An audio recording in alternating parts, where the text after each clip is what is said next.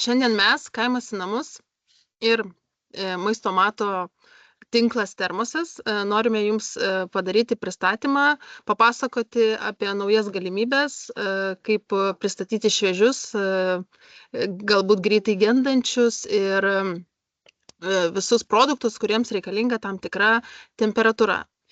Tai šiandieną noriu pristatyti Termoso vadovą Tomą, kuris mums padarys pristatymą, papasakos tiesiog apie galimybės, privalumus ir visas galimybės.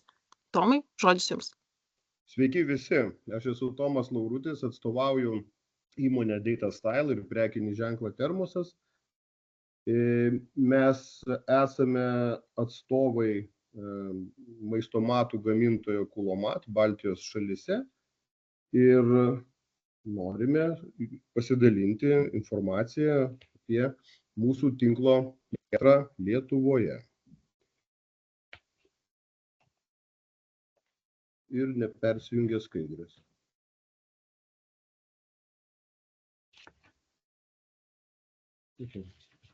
Yra. Persijungia.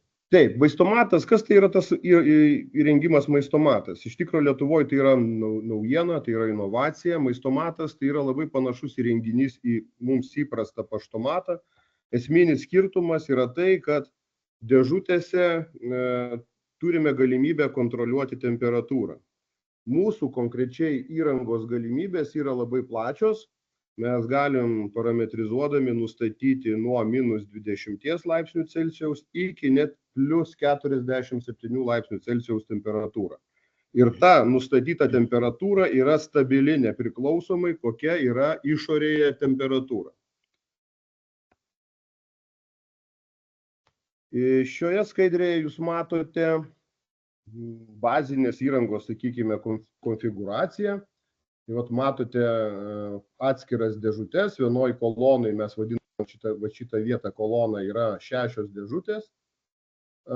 Kas yra svarbu, tai turbūt ir jūs domintų, tai dėžučių dydžiai. Tai sakykime taip, tie dydžiai svyruoja nuo 96 litrų ir mažiausia dėžutė yra 17 litrų. Nu tai tikrai yra plačios galimybės talpinti produktus arba prekes. O gal dar galėtumėt pakomentuoti, o kiek tai reiškiasi ten centimetrais kažkaip tai tas dėžutės dydis, nes dažniausiai mes tokį žinome. Jo, tai jeigu atkreipsi dėmesį, dažniausiai pasitaikanti dėžutė yra 7 numerio, tai dydis būtų vidinių išmatavimų 37 cm ant 17 cm ir gylis 39 cm. Tai bet tai litrais, tai yra 24 litrai, nu tai 2 kibiriukai tokie. Tai įsivaizdavimai. Tai yra, atrodytų gal centimetrais netiek daug, tačiau tūris jo pakankamai geras. Rekomendacija, talpinant produktus, vertėtų galvoti apie standartizuotas kartoninės dėžutes, pavyzdžiui, kartoninės dėžutes, kurios atitinka šitos išmatavimus, nes tada galima labai ekonomiškai, kaip čia taupiai, protingai sudėti savo prekes. Ir atvykus pakrauti į maistomatą, neturėsit jokių rūpesčių, nes tiesiog ta dėžutė gražiai tvarkingai įsistatys pro dureles į tą saugojimo kamerą. Kodėl atsirado Termosas? Termosas atsirado, nes tiesiog pamatėme poreikį. Lietuvoje šitokių, kaip sakykime, tokios technologijos nebuvo, pamatėm poreikį, kad yra daug ūkininkų, kurie gamina gerą produkciją, ekologišką, kokybišką. Tie ūkininkai turi savo klientų ratą ir dažniausiai tiem klientam gamina produktus ir juos pristato tiesiog iki durų.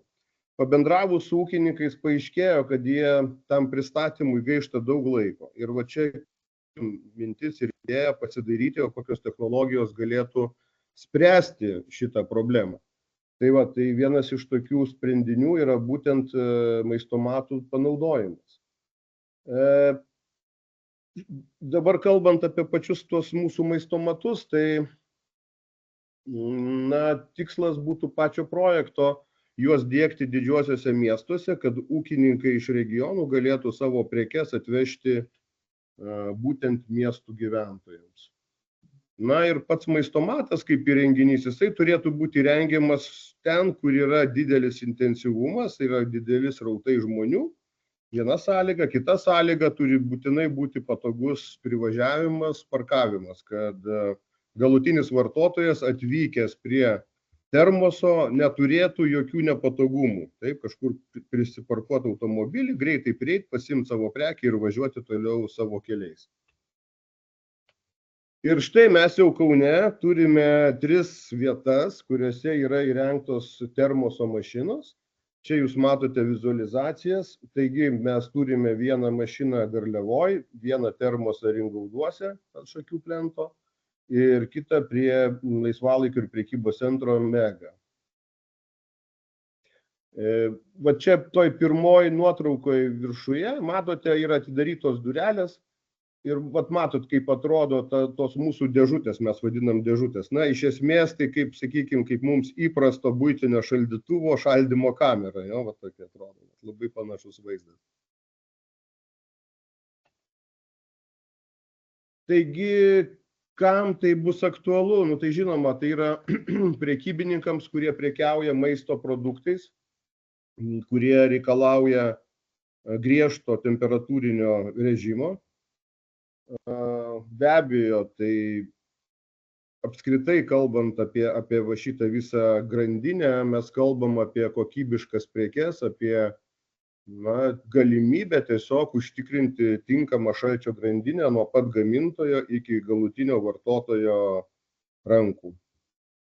Be abejo, kadangi mes galime palaikyti ir pliusinės temperatūras, tai tokia technologija gali būti naudinga ir paruošto maisto gamintojams. Na, sakykime, picos galėtų būti dedamos irgi į termosą ir mes palaikytume pliusinę aukštą temperatūrą, vartotojas galėtų atsiimti produktą šiltą ir tvarkingai išlaikytą.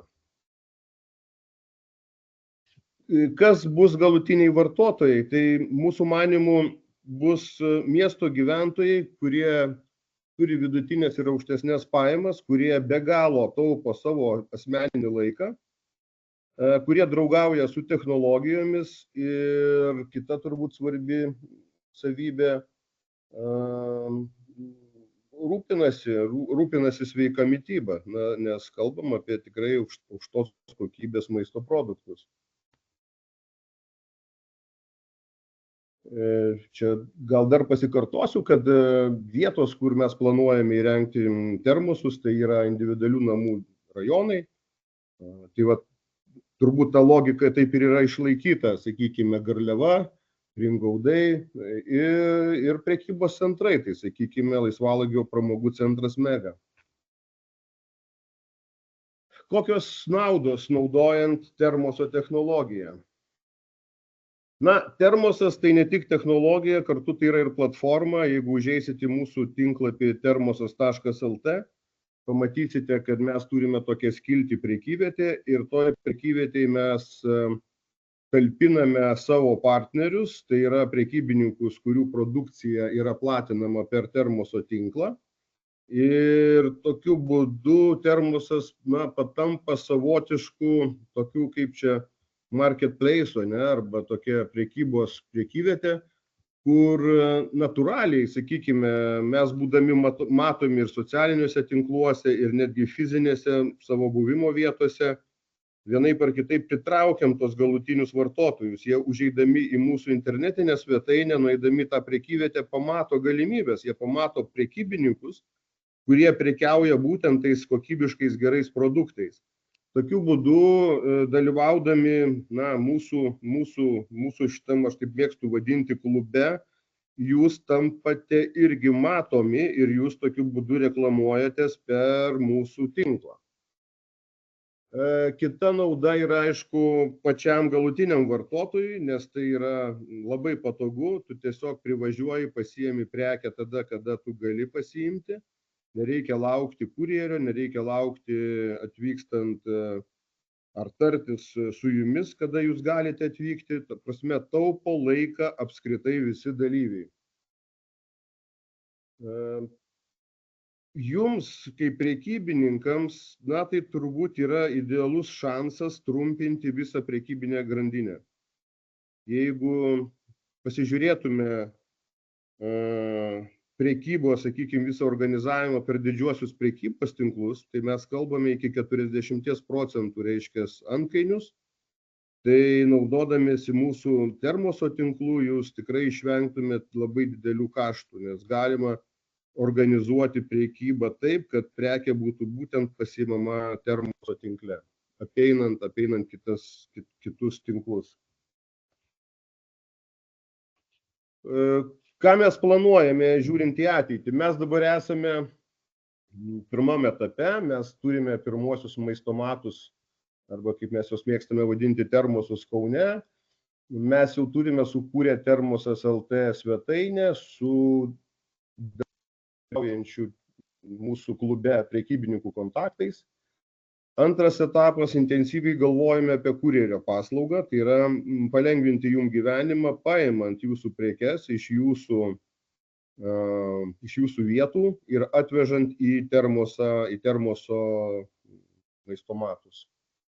Ir trečias etapas yra minčių Termosas LT paversti elektroninę parduotuvę, vėlgi suteikiant galimybę jums užsiimti savo veiklą, o, sakykime, tą visą administracinį, prekybinį darbą paliekant mums. Taip tariant, jūs turėtumėt galimybę talpinti savo prekes, savo prekių katalogus į Termosas LT parduotuvę ir mes užtikrintume sklandų tos elektroninės parduotuvės darbą, jums nereikėtų rūpintis nei informacinių technologijų saugumo klausimais, nei vystymo klausimais, nei palaikymo klausimais. Na ir ketvirtas etapas, priklausomai, aišku, nuo pasiektų verslo rezultatų tam pirmam, antram, trečiam etape, tai yra plėtra į kitus didžiuosius Lietuvos miestus. Gal galima klausimą dabar truputėlį, tai gal prašom. Galėtumėt pasakyti, ten kalbėjot apie kainodaras, apie tai, kad tai bus patogu ir laiko sutaupys, o kiek kainuos tas, kaip sakant, pati paslauga? Paslaugos kainodara, pati paslauga, gal taip pasakyčiau, pati paslauga tai yra labai operacinė paslauga. Ir mes turime fiksuotus kaštus, pakankamai didelius fiksuotus kaštus. Tai yra logiška, kad paslaugos kaina priklauso nuo to, kaip intensyviai naudositės paslaugą. Tai kitaip tariant, kuo jūs būsit aktyvesni, kuo jūs daugiau prekių dėsite į termoso tinklą, be abejo, jūs gausite geresnę kainą. Nes mes tokiu būdu greičiau, sakykime, padengėme savo fiksuotus kaštus ir galime tada dalintis tą maržą su jumis. Tai ta kaina labai svyruoja, turėtume nagrinėti individualiai kiekvieną jūsų atvejį. Taip įsivaizdavimui, tai turbūt galima sakyti, kad tai nuo 2,5 euro iki 3,7 euro plus PVM. Vėlgi, sakau, priklausomai nuo apimčių ir nuo kitų bendradarbiavimo sąlygų. O dėžutės dydis turi įtakos, nes tarkim, kaip mes įpratę, kaip sakant, ten Omniva ar taip toliau, kurie iš tikrųjų pagal dydį. Tai šiuo atveju jūsų? Šitam gyvenimo etape mes nediferencijuojame ir nediferencijuojam kainos netgi pagal temperatūrą. Šiuo metu įrengimai yra suparametrizuoti tokiu būdu, kad turime nereguliuojamas 6 dėžutės, vienoj lokacijai, vienoj, kaip čia pasakyti, vienoj geografiniai vietoje.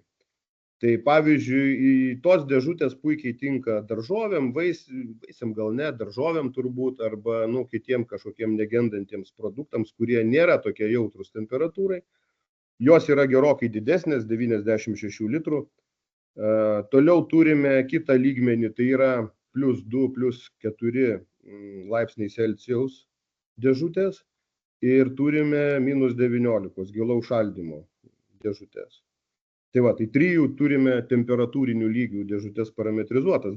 Tačiau, jeigu jums yra kažkoks kitoks specifinis poreikis, jokių problemų, turim kalbėtis ir manau, kad susitarsim. Tai va, tai priklausomai nuo temperatūros mes irgi neskaidom, nežaidžiam šito žaidimo, tiesiog, aišku, jūs puikiai suprantat, kur -19 mes žymiai daugiau patiriame kaštų dėl elektros energijos sąnaudų, natūralu.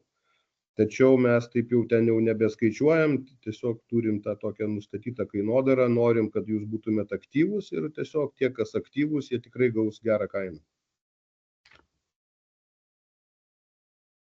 Ar dar yra klausimų dėl kainodaros? Kol kas ne. Ačiū. Tai kalbant apie tai, ką mes veikiame dabar, tai pirmiausiai mes kaip operatorius termoso tinklo esam pilnai atsakingi už visą infrastruktūrą. Mes atsakom, kad dėžutėse būtų palaikomos tinkamos higieninės normos. Taip, mums yra sveikatos centras išdavęs leidimą užsiimti šitą veiklą, yra nustatytos sąlygos, kaip tai turi būti prižiūrima, dezinfekuojama ir taip toliau, tai mes viską tą tvarkom, administruojam. Kita veikla, tai aišku, yra visa marketinginė veikla, mes rūpinamės termoso kaip prekinio ženklo marketinginėmis visomis priemonėmis ir tuo pačiu būdu reklamuojame jūsų veiklas. Va, tai prekybininkams jums liktų organizuoti produktų prekybą, tai yra liktų santykis su jūsų dabartiniais klientais, taip kaip įprasta, taip kaip jūs dabar esate įpratę dirbti. Jūs turėtumėte tiesiog užsirezervuoti reikiamą dėžučių kiekį ir ten nuvežti prekes, kol mes neturime savo kurjerių. Na ir be abejo, už naudojimąsi paslaugom mokėti nustatytus mokesčius. Tai va, tai toks pareigų pasiskirstymas yra šitame, kaip mes vadiname, pirmame mūsų raidos etape. Ačiū labai jums už jūsų dėmesį.